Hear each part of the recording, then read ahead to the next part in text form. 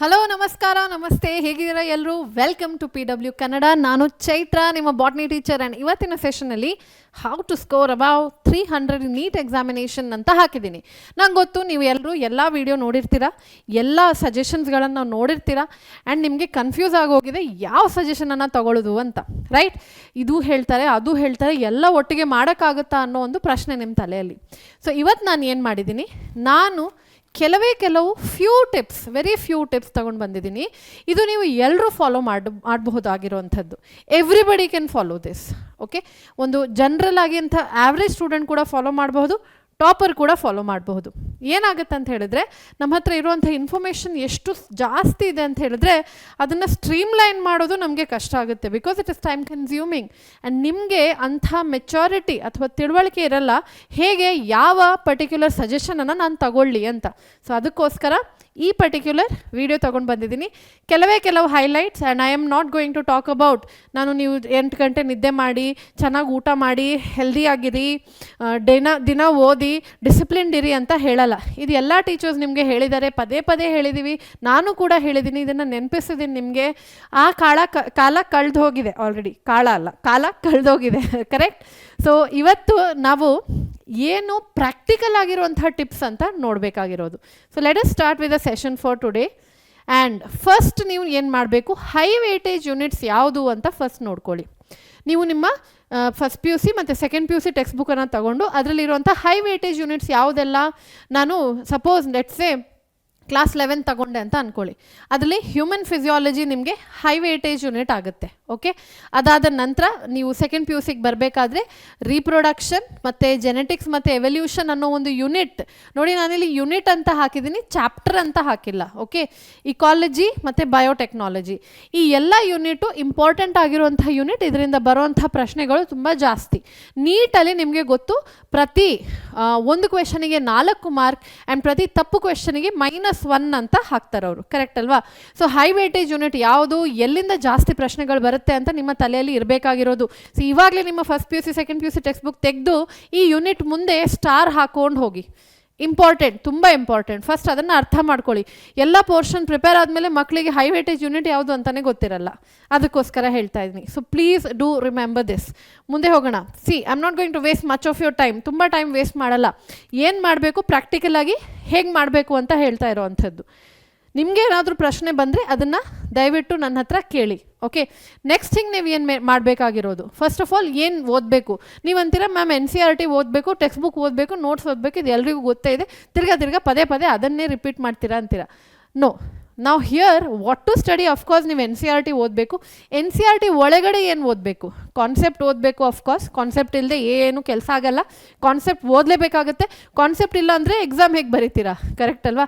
Board exam ಆಗಲಿ, multiple choice question ಆಗಲಿ, ಯಾವುದೇ ಎಕ್ಸಾಮ್ ತಗೊಳ್ಳಿ, ಕಾನ್ಸೆಪ್ಟ್ ಬೇಕಾಗಿರುವಂಥದ್ದು. ಕಾನ್ಸೆಪ್ಟ್ಸ್ ಓದಾಯಿತು ಅಂತೀರಾ, ಮ್ಯಾಮ್ ನಮಗೆ ಕಾನ್ಸೆಪ್ಟ್ಸ್ ನೆನಪಿದೆ, ಕಷ್ಟ ಆಗೋದು ಎಕ್ಸಾಂಪಲ್ಸಲ್ಲೇ ಅಂತೀರಾ. ಸೊ ಎಕ್ಸಾಂಪಲ್ಸ್ ಕೂಡ ಅಫ್ಕೋರ್ಸ್ ವೆರಿ ಇಂಪಾರ್ಟೆಂಟ್ ಆಗಿರುವಂಥ ಟಾಪಿಕ್ ಎಕ್ಸಾಂಪಲ್ಸ್.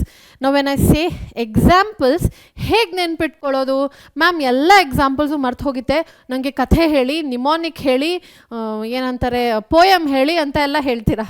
ಇಷ್ಟು ಕಷ್ಟಪಡೋದಕ್ಕಿಂತ ಪೋಯಮ್ ನೆನಪಿಸ್ಕೊಳ್ಳೋದು, ಕಥೆ ಹೇಳೋದು, ಅಫ್ಕೋರ್ಸ್ ಕೆಲವೆಲ್ಲ ಕಾನ್ಸೆಪ್ಟ್ಸಿಗೆ ಅದೆಲ್ಲ ಹೆಲ್ಪ್ ಆಗುತ್ತೆ. ಬಟ್ ಪೂರ್ತಿ ಬಯಾಲಜಿಯಲ್ಲಿ ನನಗೆ ಕತೆ ಹೇಳಿ, ನಿಮೋನಿಕ್ ಹೇಳಿ, ಪೋಯಮ್ ಹೇಳಿ, ಹಾಡು ಹೇಳಿ ಅಂತ ಹೇಳಿದ್ರೆ will you be able to remember so much? Already ಅಷ್ಟು ಕಾನ್ಸೆಪ್ಟ್ ತಲೆಯಲ್ಲಿದೆ, ತಿರ್ಗಾ ಅದ್ರ ಮೇಲೆ ನಿಮೋನಿಕ್ಸು ಅದು ಇದು ಅಂತ ನೆನ್ಪಿಟ್ಕೊಳ್ಳೋದು ಸ್ವಲ್ಪ ಕಷ್ಟ ಅಲ್ವಾ, ವಿಚ್ ಇಸ್ ವೆರಿ ಡಿಫಿಕಲ್ಟ್. ಅಲ್ಲಿ ಇದನ್ನೆಲ್ಲ ಅಪ್ಲೈ ಮಾಡ್ಬೋದು, ಮಾಡಬೇಡಿ ಅಂತಿಲ್ಲ ನಾನು, ಹೆಲ್ಪು ಆಗುತ್ತೆ ಮಕ್ಕಳಿಗೆ. But for entire biology you can not do that, correct ಅಲ್ವಾ? ಪೂರ್ತಿ ಬಯಾಲಜಿಗೆ ಇದು ಮಾಡೋ ಅಂಥ ಕೆಲಸವೇ ಅಲ್ಲ. In fact no teacher will be able to provide it to you.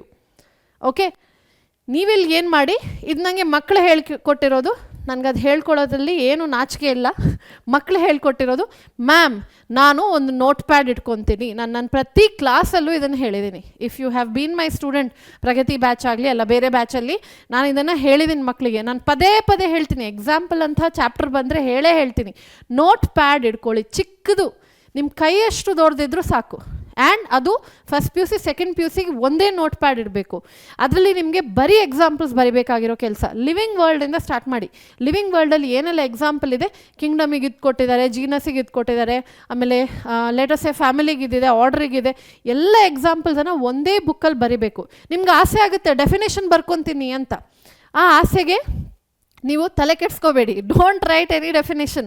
ಬರೀ ಎಕ್ಸಾಂಪಲ್ ಬರಿಬೇಕು ನೀವು. ಅದರಲ್ಲಿ ಪದೇ ಪದೇ ಆ ಬುಕ್ಕನ್ನು ನೋಡ್ತಾ ಇರಬೇಕು. ನೋಡ್ತಾ ಇರೋದಂದರೆ ಹೇಗೆ, ಈ ಮ್ಯಾಗ್ಝಿನ್ ಅಥವಾ ಕಥೆ ಪುಸ್ತಕ ನೋಡ್ತೀವಲ್ವ ಹಾಗೆ ನೆನ್ಪಿಟ್ಕೊಳ್ಬೇಕು ಅಂತ ನೋಡ್ಕೊಂಡು ಕೂತ್ಕೋಬೇಡಿ. ಪ್ರೆಷರ್ ಬಿಲ್ಡ್ ಆಗುತ್ತೆ, ನೆನಪಿರಲ್ಲ. ಸೊ ಅದಕ್ಕೋಸ್ಕರ ಮಲ್ಗೋ ಮುಂಚೆ ಒಂದು 5 ನಿಮಿಷ ಹೀಗೆ ಪೇಜನ್ನು ಟರ್ನ್ ಮಾಡಿಕೊಂಡ್ರೆ ಆಯಿತು. ಇಲ್ಲ ಮೇ ಬಿ ನೀವು ಬಸ್ಸಲ್ಲಿ ಹೋಗ್ತಾ ಇದ್ದೀರಾ, ಇಲ್ಲ ಬಸ್ಸಿಗೆ ಕಾಲೇಜಿಗೆ ಹೋಗ್ತಾ ಇದ್ದೀರಾ, ಕಾಲೇಜಿಂದ ಬರ್ತಾ ಇದ್ದೀರಾ, ಹಾಗೆಲ್ಲ ಫಾರ್ಮ್ಯುಲಾ ಬುಕ್ ಥರ ಎಕ್ಸಾಂಪಲ್ ಬುಕ್ ಅಂತ ಮೇಂಟೈನ್ ಮಾಡ್ಕೊಳ್ಳಿ. ಏನಾಗುತ್ತೆ ಹೇಳ್ತೀನಿ, on the day of examination, NEET exam ದಿವಸ ನೀವು ಎಕ್ಸಾಮ್ ಬರೀತಾ ಇರಬೇಕಾದ್ರೆ ಒಂದು ಎಕ್ಸಾಂಪಲ್ ಬೇಸ್ ಕ್ವೆಶನ್ ಬಂತು ಅಂದ್ಕೊಳ್ಳಿ, ಆ ಪೇಜ್ ಇದೆಯಲ್ವಾ ಎಲ್ಲಿ ನೀವು ಎಕ್ಸಾಂಪಲ್ ಬರ್ದಿದ್ದೀರ ಅದು ನಿಮ್ಮ ಕಣ್ಣು ಮುಂದೆ ಬರುತ್ತೆ. 100% ಅದು ಬಂದಾಗ ನನ್ನ ನೆನಪಿಸ್ಕೊಳ್ಳಿ, ಸರಿನಾ? ಓಕೆ. ನೋಟ್ ಪ್ಯಾಡ್ ಎಕ್ಸಾಂಪಲ್ಸಿಗೆ very very effective. Believe me, ನನ್ನ ಮಕ್ಕಳೇ ಅಂದರೆ ನನ್ನ ಸ್ಟೂಡೆಂಟ್ಸೇ ನನಗೆ ಹೇಳ್ಕೊಟ್ಟಿರೋದು. ಓಕೆ, ಮುಂದೆ ಹೋಗೋಣ. ಲೇಬಲ್ಡ್ ಮತ್ತು ಅನ್ಲೇಬಲ್ಡ್ ಎರಡೂ ಡಯಾಗ್ರಾಮ್ ಬೇಕಾಗಿರೋದು. ಮಕ್ಕಳು ಏನು ಮಾಡ್ತಾರೆ, ಲೇಬಲ್ಡ್ ಕಲಿತಾರೆ ಬಿಕಾಸ್ ಬೋರ್ಡ್ ಎಕ್ಸಾಮ್ಸ್ಗೆ ಬೇಕಾಗಿರೋದು ಅಂತ, ನೀಟಿಗೂ ಬೇಕಾಗುತ್ತೆ. ಬಟ್ ಅನ್ಲೇಬಲ್ಡ್ ಡಯಾಗ್ರಾಮ್ಸನ್ನು ಪಾಪ ಬಿಟ್ಬಿಡ್ತಾರೆ. ಅದು ಅದರಷ್ಟು ಪಾಡಿಗೆ ಅದು ಟೆಕ್ಸ್ಟ್ ಬುಕ್ಕಲ್ಲಿ ಇರುತ್ತೆ. ಅದನ್ನು ಮಾಡಬಾರ್ದು. You have to study unlabelled diagram also. Unlabelled ಡಯಾಗ್ರಾಮಲ್ಲಿ ಕೂಡ ಕ್ವಶನ್ಸ್ ಬರಬಹುದು. ಯಾವುದಾದ್ರು ಗಿಡದ್ದು ಡಯಾಗ್ರಾಮ್ ಕೊಟ್ಟು ಇದು ಏನು ಅಂತ ಕೇಳ್ತಾರೆ. ಸೊ ನೀವು ನೆನ್ಪಿಟ್ಕೊಳ್ಬೇಕಾಗಿರೋದು ಎಲ್ಲ ಡಯಾಗ್ರಾಮ್ ಈಕ್ವಲಿ ಇಂಪಾರ್ಟೆಂಟ್ ಆಗಿರೋವಂಥದ್ದು. Please do remember this. Next thing, summary. ನಾವು ಸಮ್ಮರಿಯನ್ನು ನೀವು ಬೇಕಂದರೆ ಬಿಡಬಹುದು. ಕೆಲವೇ ಎಕ್ಸಾಂಪಲ್ಸ್ ಅಂದರೆ ಕೆಲವು ಸಮ್ಮರಿಯಲ್ಲಿ ಕೆಲವು ಹೊಸದಾಗಿರುವಂಥ ವರ್ಡನ್ನು ಇನ್ಕ್ಲೂಡ್ ಮಾಡಿದ್ದಾರೆ. But not a problem. First P U C second P U C ಕಂಪ್ಲೀಟಾಗಿ ಓದಿದ ನಂತರ ನಿಮಗೆ ಆ ಸಮ್ಮರಿ ಓದಿಲ್ಲ ಅಂದರೂ ಆ ಕಾನ್ಸೆಪ್ಟ್ಸ್ ಅಥವಾ ಹೊಸದಾಗಿ ಯೂಸ್ ಮಾಡಿರುವಂಥ ವರ್ಡ್ಸ್ ಏನಿದೆ, ಶಬ್ದಗಳೇನಿವೆ, ಅದು ನೆನ್ಪುಳಿಯುತ್ತೆ. So not a problem. ಇದರಲ್ಲಿ ಏನು ಬಿಡ್ಬೋದು ಅಂತ ಹೇಳಿದರೆ ಸಮ್ಮರಿ ಬೇಕಂದರೆ you can skip, not an issue. ಅಷ್ಟೇನು ಕಷ್ಟ ಅಥವಾ ಏನು ಕಾನ್ಸೆಪ್ಟ್ ಸ್ಕಿಪ್ ಆಗಲ್ಲ ಅಲ್ಲಿ. ಎಕ್ಸಾಂಪ್ಲರ್ ಅನ್ನೋ ಒಂದು ಬುಕ್ ಇದೆ. ನಿಮ್ಮ NCERT ಟೆಕ್ಸ್ಟ್ ಬುಕ್ ಜೊತೆ ಒಂದು ಎಕ್ಸಾಂಪ್ಲರ್ ಅನ್ನೋ ಒಂದು ಬುಕ್ ಬರುತ್ತೆ. ಆ ಬುಕ್ಕನ್ನು ಯೂಸ್ ಮಾಡ್ಕೊಳ್ಳಿ. ಅದರಲ್ಲಿ ಪ್ರಶ್ನೆಗಳಿವೆ. ಯಾವ ಪ್ರಶ್ನೆ ಅಂತ ಹೇಳಿದರೆ ನಿಮ್ಮ ಥಿಯರಿಯಲ್ಲಿ ಇಲ್ದಿರೋ ಅಂಥದ್ದು. You will be force to go beyond NCERT. So ನೀವು NCERTನ ಬಿಟ್ಟು ಇನ್ನು ಸ್ವಲ್ಪ ಜಾಸ್ತಿ ಯೋಚನೆ ಮಾಡಬೇಕಾಗುತ್ತೆ. ಅಂಥ ಕ್ವೆಶನ್ಸನ್ನು ಎಕ್ಸಾಂಪ್ಲರಲ್ಲಿ ಕೊಟ್ಟಿದ್ದಾರೆ. ಹೆದರ್ಕೋಬೇಡಿ. ನಾನು ನೀಟ್ ಪಾಯಿಂಟ್ ಆಫ್ ವ್ಯೂಯಿಂದ ಮಾತಾಡ್ತಾ ಇದ್ದೀನಿ. ಮಲ್ಟಿಪಲ್ ಚಾಯ್ಸ್ ಕ್ವೆಶನ್ ಅಂತ ಅಂದ್ಕೊಳ್ಳಿ, ಓಕೆನಾ? ಆ ಮಲ್ಟಿಪಲ್ ಚಾಯ್ಸ್ ಕ್ವೆಶನ್ ಪ್ರತಿ ಬುಕ್ಕಲ್ಲಿ 10 ರಿಂದ 15 ಮ್ಯಾಕ್ಸಿಮಮ್ ಹೇಳ್ತಾ ಇದ್ದೀನಿ, ಇರ್ಬೋದು, ಅದಕ್ಕಿಂತ ಹೆಚ್ಚು ಇಲ್ಲ. ಅದರಲ್ಲಿ 2 ಮಾರ್ಕ್ ಕ್ವೆಶನ್ ಕೂಡ ಇದೆ, 5 ಮಾರ್ಕ್ ಕ್ವೆಶನ್ ಇದೆ, 3 ಮಾರ್ಕ್ಸ್ ಕೂಡ ಇದೆ. Short answer, very short and long answer ಅಂತ ಕೊಟ್ಟಿದ್ದಾರೆ, ಪ್ಲಸ್ ಮಲ್ಟಿಪಲ್ ಚಾಯ್ಸ್ ಕ್ವೆಶನ್ ಅಂತ ಕೊಟ್ಟಿದ್ದಾರೆ. ಒಂದು ಎಕ್ಸಾಂಪಲ್ ಇಲ್ಲಿ ಹಾಕಿದ್ದೀನಿ ನೋಡಿ. Which of the following stain is not used for staining chromosomes? Basic fuchsin, saffronin, methylene green, carmine ಅಂತ 4 ಆಪ್ಷನ್ ಕೊಟ್ಟಿದ್ದಾರೆ. ಇದು ನಿಮ್ಮ ಲ್ಯಾಬಲ್ಲಿ ಮಾಡುವಂಥ ಕಾನ್ಸೆಪ್ಟ್ ಹೊರತು ನಿಮ್ಮ ಟೆಕ್ಸ್ಟ್ ಬುಕ್ಕಲ್ಲಿ ಇದನ್ನು ಮೆನ್ಷನ್ ಮಾಡಿಲ್ಲ. Chromosomes are stained by basic dyes ಅಂತ ಮೆನ್ಷನ್ ಮಾಡಿದ್ದಾರೆ. ಆ ಡೈದು ಹೆಸರು ಆಸ್ ಸಚ್ ಇನ್ ಡೀಟೇಲ್ ಏನೂ ಮೆನ್ಷನ್ ಮಾಡಿಲ್ಲ. ಸೊ ಕೆಲವೆಲ್ಲ ನೀವು ಓದಿರ್ತೀರ ಅಷ್ಟೇ. ಸೊ ಅದಕ್ಕೆ ಹೇಳ್ತಾ ಇದ್ದೀನಿ, ನೀವು ಎಕ್ಸಾಂಪ್ಲರ್ ಸಾಲ್ವ್ ಮಾಡಿ. ಕೆಲವೆಲ್ಲ ಪ್ರಶ್ನೆಗಳು ಅಲ್ಲಿಂದಾನೂ ಬರಬಹುದು. Because it is part of your text book and curriculum. ನಿಮ್ಮ ಕರಿಕ್ಯುಲಮ್ ಇದು ಭಾಗ, ಅದಕ್ಕೋಸ್ಕರ ಹೇಳ್ತಾ ಇರುವಂಥದ್ದು. ಸೊ ಎಕ್ಸಾಂಪ್ಲರ್ ಇದು ಒಂದು ಎಕ್ಸಾಂಪಲ್ ಕೊಟ್ಟೆ. ಇನ್ನು ಕೆಲವು ಹಿಡನ್ ಕ್ವೆಶನ್ಸ್ ಅಂತ ಹೇಳ್ತೀವಿ, ಅಂದರೆ ಬಚ್ಚಿಟ್ಕೊಂಡಿರೋಂಥ ಕ್ವೆಶನ್ಸ್. ಇದನ್ನು ಕೂಡ ನಾನು ನನ್ನ ಕ್ಲಾಸಲ್ಲಿ ಮಕ್ಕಳಿಗೆ ಮೆನ್ಷನ್ ಮಾಡಿದ್ದೀನಿ. ಈ ಇಟ್ಯಾಲಿಸೈಸ್ ಮಾಡಿ ಕೆಲವು ಕ್ವೆಶನ್ಸ್ ಕೊಟ್ಟಿರ್ತಾರೆ, ಇಟ್ಯಾಲಿಕ್ಸಲ್ಲಿ ಕೊಟ್ಟಿದ್ದಾರೆ, ಅದನ್ನು ಕೂಡ ಯೂಸ್ ಮಾಡಿ. Can you think for how long the lac operon would be expressed in the presence of lactose ಅಂತ ಕೊಟ್ಟಿದ್ದಾರೆ. Lac operon molecular basis of inheritance ಎಲ್ಲ ಎಕ್ಸ್ಪ್ಲೇನ್ ಮಾಡಿ ಎಲ್ಲಿ ತನಕ ಲ್ಯಾಕೋಪರಾನ್ ಎಕ್ಸ್ಪ್ರೆಸ್ ಆಗುತ್ತೆ in the presence of lactose, ಎಷ್ಟು ಹೊತ್ತು ತನಕ ಎಕ್ಸ್ಪ್ರೆಸ್ ಆಗುತ್ತೆ ಅಂತ ಕೇಳಿದ್ದಾರೆ. ಈ ಪಾಯಿಂಟ್ ಆಫ್ ವ್ಯೂ ನಿಮಗೆ ಸಿಕ್ತಾ? ಆಫ್ಟರ್ ಅಂಡರ್ಸ್ಟ್ಯಾಂಡಿಂಗ್ ಲ್ಯಾಕೋಪರಾನ್ ಈ ಪಾಯಿಂಟ್ ಆಫ್ ವ್ಯೂ ನಿಮಗೆ ಸಿಕ್ಕಿದೆಯಾ? ಇಲ್ಲ. ಯಾಕೆ ಸಿಕ್ಕಿಲ್ಲ? ಬಿಕಾಸ್ ಆ ಕ್ವೆಶನ್ ಮಾರ್ಕನ್ನು ನೋಡಿ ನೀವು ಅದನ್ನು ನೆಗ್ಲೆಕ್ಟ್ ಮಾಡಿದ್ದೀರ. ಟೀಚರ್ಗಳು ಇದನ್ನು ಸಾಲ್ವ್ ಮಾಡ್ತಾರೆ, ನಮಗೆ ಬೇಕಾಗಿಲ್ಲ ಅಂತ. That is wrong. Text book is for you. ನೀವು ಓದಬೇಕಾಗಿರುವಂಥದ್ದು. ಸೊ ಟೆಕ್ಸ್ಟ್ ಬುಕ್ಕಲ್ಲಿ ಇರುವಂಥ ಮೋಸ್ಟ್ ಆಫ್ ದ ಕ್ವೆಶನ್ಸ್ ನೀವು ಸಾಲ್ವ್ ಮಾಡಬೇಕು. ಕೆಲವೆಲ್ಲ ಕ್ವೆಶನ್ಸ್ ಇದೆ, go to the garden, see that flower, see this flower, ಅದೆಲ್ಲ ಅಷ್ಟು ಸೀರಿಯಸ್ ಆಗಿ ತಗೋಬೇಕಂತಿಲ್ಲ. ಬಟ್ ಇಂಥ ಪ್ರಶ್ನೆಗಳು ವಿಚ್ ಎಕ್ಸ್ಟೆಂಡ್ ದ ಕಾನ್ಸೆಪ್ಟ್, ಸ್ವಲ್ಪ ಕಾನ್ಸೆಪ್ಟನ್ನು ಇನ್ನು ಮುಂದೆ ತಗೊಂಡು ಹೋಗುವಂಥ ಪ್ರಶ್ನೆಗಳನ್ನು ನೀವು ಸಾಲ್ವ್ ಮಾಡಲೇಬೇಕಾಗಿರುವಂಥದ್ದು. So please do remember this. ಹೀಗೆ ನೀವು ಓದಬೇಕಾಗಿರೋದು NCERT. ಇನ್ನೂ ಕಾಲ ಮಿಂಚಿಲ್ಲ. ನಿಮಗೆ ಕಾನ್ಸೆಪ್ಟ್ 100% ಥರೋ ಆಗಿರುತ್ತೆ. ಸ್ವಲ್ಪ ಇದನ್ನು ಬಿಲ್ಡ್ ಮಾಡ್ಕೊಂಡು ಹೋಗಿ. ಹೆಚ್ಚು ಕಾಲ ಇನ್ನೂ ಹೋಗಿಲ್ಲ. ರೈಟ್, ಮುಂದೆ ಬರೋಣ ರಿವೈಸ್ ಮಾಡಿ ಅಂತ ಇದೆ. ರಿವೈಸ್ ಮಾಡಿ. ಓಕೆ, ಇಲ್ಲೊಂದು ಪೇಜ್ ಅಂತ ಹಾಕಿದ್ದೀನಿ ನಾನು. ನಾಟ್ ಅನ್ ಇಶ್ಯೂ, ಈ ಪೇಜ್ ಕಾಣಿಸ್ತಿಲ್ಲ ಅಂತ ಹೇಳಿದರೆ ಇದು ಮೈಂಡ್ ಮ್ಯಾಪ್ ಅಂತ. ನೀವು ರಿವೈಸ್ ಮಾಡಬೇಕಾದ್ರೆ ಬೇಕಾಗಿರುವಂಥದ್ದು ಒಂದು ಮೈಂಡ್ ಮ್ಯಾಪ್ಸ್ ಅಂತ. ಪ್ರತಿ ಚಾಪ್ಟ್ರನ್ನು ನಿಮ್ಮ ರೀತಿಯಲ್ಲಿ ಪಾಯಿಂಟ್ಸಿಗೆ, ಫ್ಲೋ ಚಾರ್ಟ್ಸಿಗೆ, ಟೇಬಲ್ಸಿಗೆ ಕನ್ವರ್ಟ್ ಮಾಡ್ಕೊಳ್ಳಿ. ಇದು ಹೇಗೆ ಮಾಡೋದು ಅದು ಕೂಡ ನಮ್ಮ ಪ್ರತಿ ಕ್ಲಾಸಲ್ಲಿ ನಾವು ಟಿಪ್ಸ್, ಅಟ್ಲೀಸ್ಟ್ ನನ್ನ ಕ್ಲಾಸಲ್ಲಂತೂ ನಾನು ಹೇಳ್ತೀನಿ, ಇದನ್ನು ಕಂಪ್ಯಾರಿಟಿವ್ ಟೇಬಲ್ಸಿಗೆ ಕನ್ವರ್ಟ್ ಮಾಡ್ಕೊಳ್ಳಿ. ಇನ್ಫ್ಯಾಕ್ಟ್ ಈ ಅಭಿಯಾನ್ ಬ್ಯಾಚ್ ಕ್ಲಾಸಸ್ ನಾನು ಏನು ಮಾಡಿದ್ದೀನಿ, ಅಲ್ಲಿ ನಿಮಗೆ ಕಂಪ್ಯಾರಿಸನ್ ಕೂಡ ಕೆಲವು ನೋಟ್ಸಿದು ಹೈಲೈಟ್ಸನ್ನು ತೋರಿಸಿದ್ದೀನಿ. ಓಕೆ, ಪ್ರತಿ ಸರಿ ನೋಟ್ಸ್ ಮಾಡಿ ನಿಮಗೆ ಕೊಡೋದು ಕಷ್ಟ ಆಗುತ್ತೆ. ಇನ್ನೊಂದು, ಆ ಮೈಂಡ್ ಮ್ಯಾಪ್ಸ್ ನೀವೇ ಮಾಡಿಕೊಂಡ್ರೆ ಹೆಲ್ಪ್ ಆಗೋದು, because you have put in effort ಅಲ್ವಾ. ನೀವು ನಿಮ್ಮ ತಲೆ ಉಪಯೋಗಿಸಿ ನಿಮಗೋಸ್ಕರ ನೀವು ನೋಟ್ಸ್ ಮಾಡ್ಕೊಂಡಿರೋದು. So it will give you a better idea, notes ಏನು, ಹೇಗೆ ಓದೋದು ಅಂತ ನಿಮಗೆ ಹೆಚ್ಚು ಐಡಿಯಾ ಇರುತ್ತೆ. ಸೊ ಮೈಂಡ್ ಮ್ಯಾಪ್ ಕೂಡ ನೀವೇ ಮಾಡ್ಕೊಳ್ಬೇಕಾಗಿರುವಂಥದ್ದು. ಅದನ್ನು ಬಿಟ್ಟು ರಿವಿಷನ್ ಮಾಡೋಕ್ಕೆ ಇನ್ನೊಂದು ಒಳ್ಳೆ and the most powerful tool for revision is PYQ. Previous year ಕ್ವಶನ್ಸನ್ನು ನೀವು ಸಾಲ್ವ್ ಮಾಡಲೇಬೇಕಾಗಿರೋದು. ಅದು ಹೇಗೆ ಸಾಲ್ವ್ ಮಾಡ್ತೀರಾ? ಪ್ರೀವಿಯಸ್ ಇಯರ್ ಕ್ವೆಶನ್ಸನ್ನು ಸಾಲ್ವ್ ಮಾಡಬೇಕಾದ್ರೆ ವಿತ್ ಇಯರ್ ಸಾಲ್ವ್ ಮಾಡಿ. ಇವಾಗ ಮಕ್ಕಳು ಅಂತಾರೆ, ಇಲ್ಲ ಮ್ಯಾಮ್ PYQ ಮಾಡಿದ್ರೆ ಕ್ವಶನ್ಸ್ ರಿಪೀಟ್ ಆಗುತ್ತಾ ಅಂತ. ಕೆಲವು ಮಕ್ಕಳು ಹೀಗೂ ಕಮೆಂಟ್ ಮಾಡ್ತಾರೆ, ಮ್ಯಾಮ್ ಕ್ವಶನ್ಸ್ ರಿಪೀಟೇ ಆಗಲ್ಲ, ಆಮೇಲೆ ನಾನು ಯಾಕೆ PYQ ಮಾಡಬೇಕು ಅಂತ. ಮಕ್ಕಳೇ, ತಲೆ ಉಪಯೋಗಿಸಿ. ಅಗೇನ್ PYQ ನೀವು ಸಾಲ್ವ್ ಮಾಡೋದು ಕಾನ್ಸೆಪ್ಟ್ ಯಾವುದು ಪದೇ ಪದೇ ರಿಪೀಟ್ ಆಗ್ತಾ ಇದೆ ಹೊರತು ಕ್ವಶನ್ಸ್ ಯಾವುದು ರಿಪೀಟ್ ಆಗ್ತಾ ಇದೆ ಅಂತಲ್ಲ. ಕ್ವಶನ್ಸ್ 100% ರಿಪೀಟ್ ಆಗಲ್ಲ. ಕ್ವಶನ್ ರಿಪೀಟ್ ಮಾಡಿದ್ರೆ ಟಫ್ನೆಸ್ ಆಫ್ ನೀಟ್ ಎಕ್ಸಾಮ್ ಎಲ್ಲಿಗೆ ಹೋಯಿತು? ಎನಿಬಡಿ ಕ್ಯಾನ್ ಕ್ಲಿಯರ್ ಇಟ್ ಅಲ್ವಾ. ಸೊ ಅದಕ್ಕೋಸ್ಕರ ಕಾನ್ಸೆಪ್ಟ್ಸ್ ರಿಪೀಟ್ ಆಗುತ್ತೆ ಹೊರತು ಕ್ವಶನ್ಸ್ ಆ್ಯಸ್ ಸಚ್ ರಿಪೀಟ್ ಆಗಲ್ಲ. ಕಾಪಿ ಪೇಸ್ಟ್ ಯಾವತ್ತೂ ಮಾಡಲ್ಲ ಅವರು. PYQ ಸಾಲ್ವ್ ಮಾಡಬೇಕಾದ್ರೆ ಎರಡು ರೀತಿ ಇದೆ. ಒಂದು, ರಾಂಗ್ ಆಪ್ಷನ್ಸನ್ನು ಕೂಡ ನೀವು ನೋಡಬೇಕಾಗಿರೋದು. ಆಪ್ಷನ್ ಎ ಸರಿ, ವೆರಿ ಗುಡ್, ನಿಮ್ಗೆ ಉತ್ತರ ಗೊತ್ತು. ಬಟ್ 2 BCD ಅಂದರೆ ಆಪ್ಷನ್ 1 ಸರಿ ಇದ್ದರೆ 2, 3, 4 ಯಾಕೆ ತಪ್ಪು ಅದು ಕೂಡ ನಿಮಗೆ ಗೊತ್ತಿರಬೇಕು. ಎಲ್ಲೆಲ್ಲೆಲ್ಲ ಸಾಧ್ಯ ಆಗುತ್ತೆ ಅಂಥ ರಾಂಗ್ ಆಪ್ಷನ್ಸನ್ನು ಕೂಡ ನೋಡ್ಕೊಳ್ಳಿ. ಅದರ ಕಾನ್ಸೆಪ್ಟನ್ನು ನೆನಪಿಸ್ಕೊಳ್ಳಿ. ನಿಮ್ಗೇನಾಗುತ್ತೆ, ರಫ್ಲಿ ಪ್ರತಿ ಕ್ವೆಶನ್ ಜೊತೆ 4 ಕಾನ್ಸೆಪ್ಟ್ಸ್ ರಿವೈಸ್ ಆಗುತ್ತೆ. ಇದು ನೀವು PYQ ರಿವೈಸ್ ಮಾಡಬೇಕಾಗಿರುವಂಥ ರೀತಿ. Next thing that you have to remember, do not overlook. ನೀವು ಯಾವುದೇ ಪ್ರಶ್ನೆಯನ್ನು ಗೆಸ್ ಮಾಡಿ ಆನ್ಸರ್ ಮಾಡ್ತೀರಲ್ವಾ, ಅದನ್ನು ಬಿಡಬಾರ್ದು. ಎಕ್ಸಾಂಪಲ್ ಕೊಡ್ತೀನಿ. ಮಕ್ಕಳಿದ್ದಾರೆ, ಕ್ವಶನ್ ನೋಡಿದ್ರು, ಓಹೋ ನನಗೆ ಈ ಕಾನ್ಸೆಪ್ಟ್ ಅರ್ಥ ಆಗ್ತಿಲ್ಲ, ಆದರೂ ಕಾನ್ಸೆಪ್ಟ್ ಎ ಅಂತ ಅನಿಸುತ್ತೆ, ಹಾಂ ಕಾನ್ಸೆಪ್ಟ್ ಎ ಅಂತ ಮಾರ್ಕ್ ಮಾಡಿಬಿಡ್ತೀನಿ, option A is the right answer. ನೀವೇನು ಮಾಡ್ತೀರಾ? You are a student at the end of the day. ಪಟ್ ಅಂತ ಆನ್ಸರ್ ಕೀಗೆ ಹೋಗ್ತೀರಾ, ನೋಡಿದ್ರೆ oh option A, oh right, very good, ನನಗೆ ಈ ಕ್ವಶನ್ ಬರುತ್ತೆ, option A is the right answer, ಸರಿ ಅಂತ ನೆಕ್ಸ್ಟ್ ಕ್ವಶನಿಗೆ ಹೋಗ್ತೀರಾ. ಅಲ್ಲೇ ನೀವು ತಪ್ಪು ಮಾಡೋದು. ನಿಮಗೆ ಗೊತ್ತು ನೀವು ಗೆಸ್ ಮಾಡಿರೋದು, ಆಪ್ಷನ್ ಎ ನೀವು ಗೆಸ್ಸಿಂಗ್ ಮಾಡಿ ಮಾರ್ಕ್ ಮಾಡಿರೋದು, ಆನ್ಸರ್ ಕೀ ನಿಮ್ಮ ಚಾನ್ಸ್, ಲಕ್ಕದು ಸರಿ ಬಂತು ಅಂತ. So what you have to do, ಆ ಕಾನ್ಸೆಪ್ಟ್ ನಿಮಗೆ ಇನ್ನೂ ಥರೋ ಆಗಿಲ್ಲ ಅಂತ ಅರ್ಥ ಅಲ್ಲ, ಮರ್ತೋಗಿದೆ ಅಂತ ಅರ್ಥ. ಅದನ್ನು ರಿವೈಸ್ ಮಾಡ್ಕೊಳ್ಳಿ.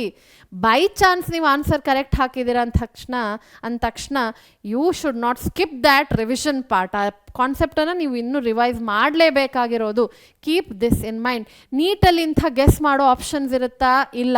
ಗೆಸ್ ಮಾಡಿ ತಪ್ಪಾದರೆ -1 ಆಗುತ್ತೆ, ನನ್ನ ರ್ಯಾಂಕ್ ತುಂಬ ಕೆಳಗಡೆ ಹೋಗಬಹುದು ಅನ್ನೋ ಹೆದರಿಕೆ ಇರುತ್ತೆ. ಅಟ್ಲೀಸ್ಟ್ ಆಲ್ ಇಂಡಿಯಾ ಕೋಟಾ ಬಂದರೆ ವೆನ್ ಯು ಟೇಕ್, ನನ್ನ ರ್ಯಾಂಕ್ ಕೆಳಗಡೆ ಹೋಗ್ಬೋದು ಅನ್ನೋ ಹೆದರಿಕೆ ಇರುತ್ತೆ. ಸೊ ನೀವು ಅಂಥ ಗೆಸ್ಸಲ್ಲಂತೂ ಮಾಡಲ್ಲ. ಪ್ರಾಕ್ಟೀಸಲ್ಲಿ ಮಾಡ್ತೀರಾ ಸರಿ, ನೋ ಪ್ರಾಬ್ಲಮ್, ಬಟ್ ನೆನಪಿರಲಿ ನೀವು ಗೆಸ್ ಮಾಡ್ತಾ ಇದ್ದೀರಾ, ಆ ಕಾನ್ಸೆಪ್ಟ್ ಮರ್ತು ಹೋಗಿದೆ. ಸೊ ರಿವಿಷನ್ ಅನ್ನೋದು ನೀವು ಮಾಡಲೇಬೇಕಾಗಿರುವಂಥದ್ದು. Please do remember this also. Like I told you, ಇದು ಎಲ್ಲನೂ ನಾನು ನಿಮಗೆ ಹೇಳ್ತಾ ಇರುವಂಥದ್ದು ಪ್ರಾಕ್ಟಿಕಲ್ ಟಿಪ್ಸ್. ಯಾರು ಫಾಲೋ ಮಾಡಬಹುದು, general tip. Okay, next NEET ಇದು ಪೇಪರನ್ನು ಅನಲೈಸ್ ಮಾಡಿ. ನಿಮಗೆ ನೀಟ್ ಪೇಪರ್ NCERTಯಿಂದಾನೇ ಬರೋದು. ನಿಮ್ಮ ಸುತ್ತಮುತ್ತ ತುಂಬ ಮಕ್ಕಳು ಬೇರೆ ಬೇರೆ ಕೋಚಿಂಗ್ ಸೆಂಟರ್ಸ್ಗೆ ಹೋಗ್ತಿರ್ಬೋದು, ಇಲ್ಲ ತುಂಬ ಎಕ್ಸ್ಟ್ರಾ ಬುಕ್ಸ್ ರೆಫರ್ ಮಾಡ್ತಾ ಇರ್ಬೋದು, ಓದೋಕ್ಕೆ ತುಂಬ ಎಕ್ಸ್ಟ್ರಾ ಇನ್ಫಾರ್ಮೇಷನ್ ಇರ್ಬೋದು ಅವ್ರ ಹತ್ರ. ಅದು ಫಸ್ಟ್ ಲೆವೆಲ್ ಆಫ್ ಪ್ರಿಪ್ರೇಷನಿಗೆ ಮಾಡಿದ್ರೆ ಪರವಾಗಿಲ್ಲ. ಬಟ್ ವೆನ್ ಯು ರಿವೈಸಿಂಗ್, ನಿಮ್ಮ ಫೈನಲ್ ರಿವಿಷನ್ NCERT ಬೇಸಿಸ್ ಮೇಲೇ ಇರಬೇಕು. Because questions are asked from NCERT only. ಅದು ಕ್ವೆಶನ್ಸನ್ನು ಈಸಿ, ಮಾಡ್ರೇಟ್, ಡಿಫಿಕಲ್ಟ್ ಮತ್ತು ಈ ಎಸರ್ಷನ್ ರೀಸನ್ ಅನ್ನೋ ಕ್ಯಾಟಗರಿಗೆ ಹಾಕ್ತಾರೆ. ಎಸರ್ಷನ್ ರೀಸನ್ ಒಂದು ಸ್ಟೇಟ್ಮೆಂಟ್ ಕೊಡ್ತಾರೆ, ಅದ್ರ ಕೆಳಗಡೆ ಒಂದು ರೀಸನ್ ಅಂತ ಕೊಡ್ತಾರೆ, ನೀವು ಹುಡುಕ್ಬೇಕು ಎರಡು ಸ್ಟೇಟ್ಮೆಂಟ್ ಸರಿ ಇದೆಯಾ ಇಲ್ಲ ರೀಸನ್ ಇಸ್ ಎಕ್ಸ್ಪ್ಲೇನಿಂಗ್ ಎಸರ್ಷನ್ ಅನ್ನೋ ರೀತಿ ಕ್ವಶನ್ಸ್ ಕೊಡ್ತಾರೆ. 100% ನೀವು ಇದನ್ನು ಸಾಲ್ವ್ ಮಾಡಿರ್ತೀರ. ಕೆಲವು ಮಕ್ಕಳಿಗೆ ಎಸರ್ಷನ್ ರೀಸನ್ ಈಸಿ ಅನಿಸುತ್ತೆ, ಕೆಲವು ಮಕ್ಕಳಿಗೆ ಸ್ವಲ್ಪ ಡಿಫಿಕಲ್ಟ್ ಅನಿಸುತ್ತೆ. ಆ್ಯಕ್ಚುಲಿ ಈಸಿಯಾಗೇ ಇರುತ್ತೆ, ಮಕ್ಕಳು ಸ್ವಲ್ಪ ಹೆದರ್ಕೊತೀರ, ಅದನ್ನು ಹೈಪ್ ಮಾಡ್ಕೊತೀರ, ಅದು ಪ್ರಾಬ್ಲಮ್ ಆಗಿರೋದು. ಓಕೆ, ನಾವು ಅಸರ್ಷನ್ ರೀಸನ್ ಕ್ವೆಶನನ್ನು ಪದೇ ಪದೇ ಪ್ರಾಕ್ಟೀಸ್ ಮಾಡಿ. ಎಷ್ಟು ಪ್ರೀವಿಯಸ್ಲಿ ಅಪಿಯರ್ಡ್ ಎಸರ್ಷನ್ ರೀಸನ್ ಇದೆ ಅದನ್ನು ಪ್ರಾಕ್ಟೀಸ್ ಮಾಡ್ತಾ ಇರಿ. ಇದು ತುಂಬ ಈಸಿಯಾಗಿ ಹೋಗುತ್ತೆ, ಇದು ಏನು ಕಷ್ಟ ಇರೋಂಥ ಟೈಪ್ ಅಲ್ಲ, it's very easy. So you should not be scared of this. ಇದರಿಂದ ಹೆದರಿಕೆ ಆಗಬಾರ್ದು. ಈಸಿ ಮತ್ತು ಮಾಡ್ರೇಟ್ ಕ್ವೆಶನ್ ನಿಮಗೆ ಬಯಾಲಜಿ ಪೇಪರಲ್ಲಿ ಜಾಸ್ತಿ ಕಾಣಿಸೋಂಥದ್ದು. ಡಿಫಿಕಲ್ಟ್ ಕ್ವೆಶನ್ ಎಷ್ಟು ಅಂತ ಕೇಳಿದರೆ, letters say your a student, ನಿಮಗೆ ಎಲ್ಲ ಕಾನ್ಸೆಪ್ಟ್ ಥರೋ ಆಗಿ ಕರೆಕ್ಟಾಗಿ ನೆನಪಿದೆ ಅಂತ ಅಂದ್ಕೊಳ್ಳಿ. ಆದ್ರೂ ನಿಮಗೆ ಒಂದು 2-3 ಕ್ವೆಶನ್ ತುಂಬ ಕಷ್ಟ ಅಂತ ಅನ್ನಿಸ್ಬೋದು. ಇಲ್ಲ ನೀವು ಆವ್ರೇಜ್ ಸ್ಟೂಡೆಂಟ್ ಆದರೆ ಒಂದು 5 ಕ್ವೆಶನ್ ತುಂಬ ಡಿಫಿಕಲ್ಟ್, ಇದ್ರ ಬಗ್ಗೆ ನನಗೆ ಏನೂ ಗೊತ್ತೇ ಇರಲಿಲ್ಲ, ನಾನು ಹೀಗೆ ಕಾನ್ಸೆಪ್ಟ್ ಯೋಚನೆ ಮಾಡಿಲ್ಲ ಅನ್ನೋ ಒಂದು ಡೌಟ್ ಬರಬಹುದು. ಸೊ ನಂಬರ್ ಆಫ್ ಕ್ವೆಶನ್ಸ್ ನೀವು ನೀಟಲ್ಲಿ ಬಯಾಲಜಿಗೆ ನೋಡಿದ್ರೆ, ಲೆಟರ್ಸೇ ಮ್ಯಾಕ್ಸಿಮಮ್ ನಂಬರ್ ಡಿಫಿಕಲ್ಟ್ ಅನ್ನೋದು ಆನ್ಸರ್ ಮಾಡೋಕ್ಕೆ ಕಷ್ಟ ಆಗ್ತಾಯಿದೆ, ಹೆದರಿಕೆ ಆಗ್ತಾಯಿದೆ ಅನ್ನೋದು 5 ಕ್ವೆಶನ್ಸ್ ಇರ್ಬೋದು ಅಷ್ಟೇ. ಮಿಕ್ಕಿರುವಂಥ ಎಲ್ಲ ಕ್ವೆಶನ್ 5 ಕ್ವೆಶನ್ಸ್ ಅಂತ ಹೇಳಿದ್ರೆ ಎಷ್ಟು ಮಾರ್ಕ್ ಆಯಿತು? 20 ಮಾರ್ಕ್ಸ್ ಆಯಿತು. ಮಿಕ್ಕಿರುವಂಥ ಎಲ್ಲ ಕ್ವೆಶನ್ ಈಸಿ ಅಥವಾ ಮಾಡ್ರೇಟ್ ಕ್ಯಾಟಗರಿಗೆ ಬರುತ್ತೆ. ಅಂಥ ಕ್ವೆಶನ್ಸ್ಗೆ ಫಸ್ಟ್ ನೀವು ಗಮನ ಕೊಡಬೇಕಾಗಿರೋದು when the question paper is given to you. Difficult question ಎಂಥದ್ದು ಅಂತ ಕೇಳಿದ್ರೆ, 2020 ಒಂದು ಪ್ರಶ್ನೆ ಕೇಳಿದರು. ಇದು ಆ್ಯಕ್ಚುಲಿ NCERT ಬೇಸ್ಡೆ. ನಾನು ಏನಂದೆ, ಇಟಾಲಿಕ್ಸಲ್ಲಿರುವಂಥ ಪ್ರಶ್ನೆಗಳನ್ನು ಆನ್ಸರ್ ಮಾಡಿದರೆ ಕಾನ್ಸೆಪ್ಟ್ ಈಸಿ ಆಗುತ್ತೆ ಅಂತ ಹೇಳಿದ್ನಲ್ವ, ಅಂಥ ಇಟಾಲಿಕ್ಸ್ ಬೇಸ್ಡ್ ಮೇಲೆ ಒಂದು ಕ್ವೆಶನ್ ಕೇಳಿದರು. ಇಟ್ ಈಸ್ ಅಬೌಟ್ N15 ಮತ್ತು N14 medium that is use to prove semi conservative method of DNA replication. ಇದು ಪ್ರಶ್ನೆಗಳನ್ನು ನಾವು ಸಾಲ್ವ್ ಮಾಡಿದ್ದೀವಿ already in our classes. So ಅಂಥ ಪ್ರಶ್ನೆಗಳನ್ನು ನೋಡ್ಕೊಳ್ಳಿ. ಓಕೆ, ಡಿಫಿಕಲ್ಟ್ ಕ್ವೆಶನ್ಸನ್ನು ಕೂಡ ನೀವು PYQ ಸಾಲ್ವ್ ಮಾಡಬೇಕಾದ್ರೆ ಮಾಡಿ, ಆ್ಯಂಡ್ ಅದರದ್ದು ರೀಸನ್ಸನ್ನು ಹುಡ್ಕೊಂಡು ಬರ್ಕೊಂಡಿರಿ, so that it helps you. Right? ಎಲ್ಲ ಟಿಪ್ಸ್ ಪ್ರಾಕ್ಟಿಕಲ್ ಆಗಿತ್ತು, ಜನರಲ್ ಆಗಿತ್ತು, ಏನೂ ಕಷ್ಟ ಇರಲಿಲ್ಲ ಅಂತ ಅಂದ್ಕೊಂಡಿದ್ದೀನಿ. And I hope this session helps you. ಈ ಸೆಷನ್ ಹೆಲ್ಪ್ಫುಲ್ ಅಂತ ಅಂದ್ಕೊಂಡಿದ್ದೀನಿ. Whatever you feel about this session ಅದನ್ನು ಕೆಳಗಡೆ ಕಮೆಂಟ್ಸಿಗೆ ಹಾಕ್ತಾ ಹೋಗಿ. ಆ್ಯಂಡ್ ನೀವು ಇದರಲ್ಲಿ ನಾನು ಹೇಳಿರೋ ಅಂಥದ್ದು ಏನಾದರೂ ತಪ್ಪು ಮಾಡ್ತಾ ಇದ್ದರೆ ಅದನ್ನು ಕೂಡ ಶೇರ್ ಮಾಡಿ. ಇಲ್ಲ ನೀವು ಒಂದು ಎಕ್ಸಾಂಪಲಿಗೆ ನೋಟ್ ಪ್ಯಾಡ್ ಕ್ರಿಯೇಟ್ ಮಾಡ್ಕೊಂಡಿದ್ದೀರಾ, ಅದನ್ನು ಕೂಡ ನಮಗೆ ತಿಳಿಸಿ. And I will see you in the next session. Hope this helps.